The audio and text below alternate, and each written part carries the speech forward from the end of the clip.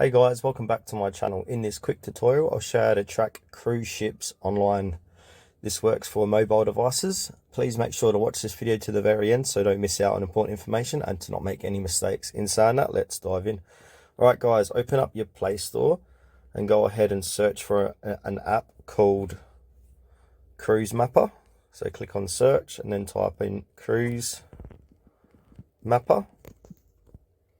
And now what you want to do is click and download Cruise Mapper by VT Explorer Ltd. So go ahead and download and install that. Once that is done, go ahead and click on open. And now give it a few moments to open up the app. I'll pause this video and come back. Oh, there it is there. So if you zoom out, you'll be able to see all the different cruise ships that is currently going on in the world. So as you can see, there's quite a few here. So if you click onto any of these cruise ships, I'll come over here to Vanuatu, zoom in. So if I click on this one here, that's Hapag-Lloyd Cruises. This one here, that's Brilliance of the Seas by Royal Caribbean.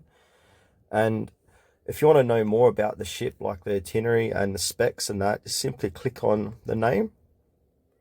And now you can see the wiki of this ship.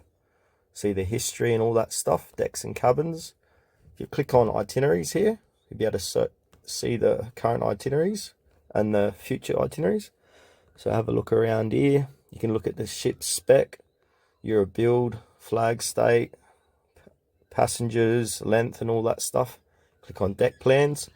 They'll have deck plans on here too, but these aren't the greatest. So if you want to have a look at deck plans, I suggest to go online and type in deck plans of Brilliance of the Sea. There'll be better ones, deck plans than this. So yeah, that's it guys for this video. Thanks for watching it to the very end. Please consider to like this tutorial and subscribe to our channel if you found it was helpful.